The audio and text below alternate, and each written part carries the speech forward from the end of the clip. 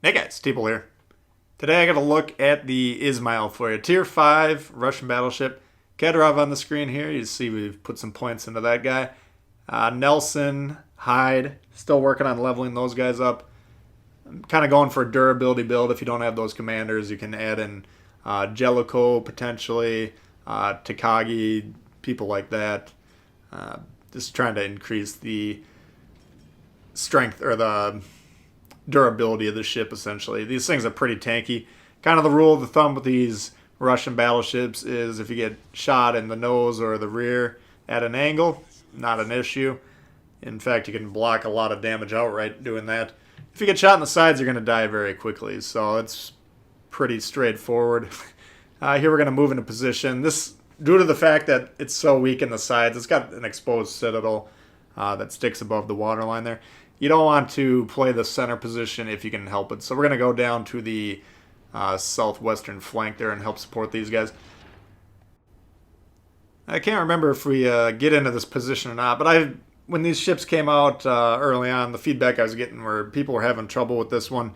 What you got to recognize is the back three turrets there rotate backwards, and the firing angles are actually, you can get a much steeper angle towards your target if you got your rear end pointed towards them as opposed to the front.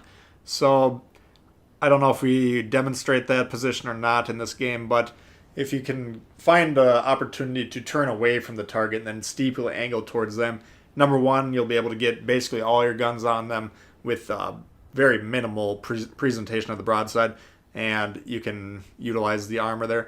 But that will allow you to, let's say you have to swing back and forth, side to side, for whatever reason, the turrets will catch up to wherever you're aiming much quicker if you got the rear of the ship pointing towards them as opposed to the front. Whereas if I switch to the right-hand side for now, or off to the right-hand side in this instance, we'd have to actually swing those back three turrets all the way around just to get on target there. So keep that in mind. If you're having trouble with this one, try and play it backwards. And you can see there, we take a wicked salvo in the side, and that's just kind of the name of the game with this thing. If you get caught in the sides, you're going to die very quickly. It just is not how you want to be running this thing. So not that you want to be taking a lot of shots in the side in any ships, but that's kind of the main weakness of these Russian battleships, and they're susceptible to being punished quite heavily.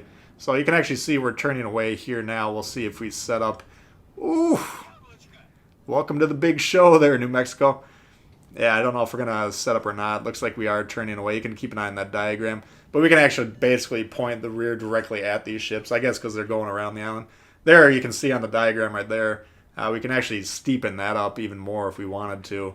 But much better firing angles rearward as opposed to forward. So keep that in mind. If you're having trouble with this one, try and play it kind of backwards, if that makes sense. Now, the way these Russian battleships are kind of set up in terms of their accuracy is they're designed to be played mid-range, maybe even close range at certain times.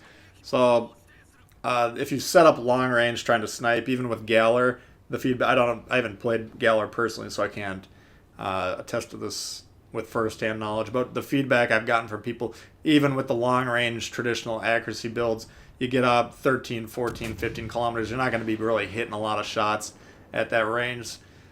What they've said on paper is 11 kilometers and closer is kind of the sweet spot. I still find, you don't get German-esque battleship dispersion at like 12, 13. You can still have fairly accurate salvos. They're not quite as accurate. I got away with one there in the side again, but that's a risk you gotta try and mitigate with your armoring. And anyway, the accuracy is just not there at the long range. It's not designed to be played long range. It's not a sniping type of battleship, but extremely accurate. You can see those groupings there. And keep in mind, we have no accuracy buffs in terms of commander build, inspirations, none whatsoever. So if you get close range like that, you're going to have some nice tight shots, able to punish people without any problems whatsoever. This ship, I should point out, I have 2 of the 3 mods, so you can see the firing white ring is inside the blue detection ring. I don't have the range 10% increase mod on this one yet, or at least not at the time I played this game, but we have the hull, which I normally recommend putting on pretty much every ship first. It gives you more HP, better rudder shift, so on and so forth, and the engine mod on this one. I think that's more important than the range, again, because we're not trying to maximize the range, really. We're trying to have some mobility, and getting to the flanks and so on and so forth is a little bit better with the engine boost. So that's the order of the mods I'd put them on. Again, you don't really need to be focusing on the range. Koenig coming around here. Now he could shoot waterline. The German battleships are extremely heavily armored waterline, so we aim up a little bit there, pop him for over 20k, and we were trying to shoot out his turrets. Didn't quite hit the sweet spot there, but wicked salvo nonetheless, and he's not going to survive for long after that one. At this close proximity, low health tier 4 battleship against a higher health tier 5 battleship. His best play is to ram us, so we're trying to kind of mitigate the risk of that. We slowed down to get him to kind of commit to our position. Then we're going to try and speed up as much as we can, swing around him. Luckily, those Torbs come in here and take care of him. We get some help from our team there, so we didn't end up having to deal with that ram, luckily. But Omaha, he's tempting fate there. Turns off just at the last minute, which means we're going to miss most of those shots. Got a couple overpens, but that could have definitely been a dev strike on that guy. A little Hegon action. And now, I'm going to point this out every time. I talk about this a lot, but we're going to have to keep an eye on the score in this game. You can see we have a massive ship lead, but they have 2 caps. We have 1, and if they're able to even it up in terms of 1 or 2 ships being killed, they still have potential to win this game. So I'm going to be trying to ping B, get the destroyer by me, it's his primary responsibility. He's got the best mobility, best concealment, so on and so forth. Destroyer's jobs are to cap, especially in domination mode, and that's what he should be doing.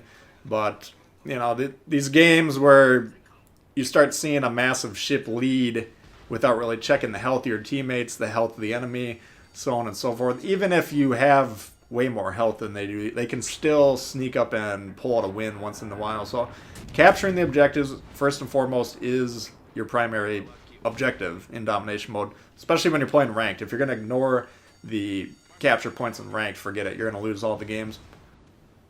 You can already see they've tightened up the score a little bit here, and my health is low enough that I could conceivably be killed here fairly easily. I mean, if the Omaha played pretty well, fortunately for him, he goes down. But I mean, it's not impossible to imagine the situation where a battleship goes down. That's a 100-point swing. They would have had the lead then, and then they'd have the cap advantage, and they could very easily win the game in that situation. So I don't ever like people ignoring the caps. It's sloppy play. It's how you lose games that you shouldn't lose, and there's no excuse for it, really. Anyway, the Izmail, I mean, I personally have been enjoying this ship quite a bit. I haven't found a Russian battleship that I really don't like. I mean, the tier 4s, both the Peter and the Nikolai, the premium, extremely strong. Arguably, one of the strongest ships at the tier, pound for pound. CNOP's good. We'll see how the Vladivostok, or whatever that one's called, the tier 7 is when it comes out, but I'm expecting big things. That's why I've been putting the points in Kedrov, working on boosting those brawler type commanders to increase the durability of these ships. If you play it right, if you're angling throughout the game, you can take very, very little damage, and people will just kind of not want to shoot at you at that point. But if you're showing your broadside, of course, easy pickings. That's one of the more fun targets to shoot at, especially as you move up the tiers. Now we're about to square off with this enemy Izmail that's coming up here, and he's actually got a lot more health than we do, but he's going to get greedy. What you want to be keeping in mind with these battleships in general, but especially these ones, if you can't get the back turrets involved safely, that means that people are returning fire at you. Often it's better just to shoot the front 1 or 2 or 3 turrets or whatever you can get on there without flashing a wide angle. This guy, if you keep an eye on the map once he pops up here, he's going to be presenting about a 45-degree angle. Now we can't see. I don't zoom in to observe the shot as it hits him, so we're not exactly sure where these hit, but it's a lot of broadside, and these things, again, the name of the game is you can't get shot in the side. So even these 45-degree angles where you got all the guns available, he's clearly trying to line up all his guns, get those on us. You can see the angle we're presenting towards him much deeper. So keep an eye on the damage. Maybe he didn't even shoot at us because he realized it was not going to be a fruitful target. Now that he's shot, now we can safely get those back guns in. So if you can time the interchanges where you let them shoot first, absorb the shot, then open up your angle, fire all your guns, then close it back up by pointing back at them. By the time they reload, that's how you want to duel these battleships. Not just in the Russian battleships. It's a great tactic to be using on any battleship. But just let them take the shot, absorb it, bounce it off your armor, and then go ahead and blast them in return. You can see there the Iron Duke did have a shot at us, and he's out of our range, but we want to be taking these closer shots, so we got to be careful about that guy in the back. Izmail, now he's even flatter here, so if you notice that first salvo we aimed up kind of at the top of the hull, the more angled they are, the higher up you aim, the better. But now that he's basically flat, we just go waterline and he gone!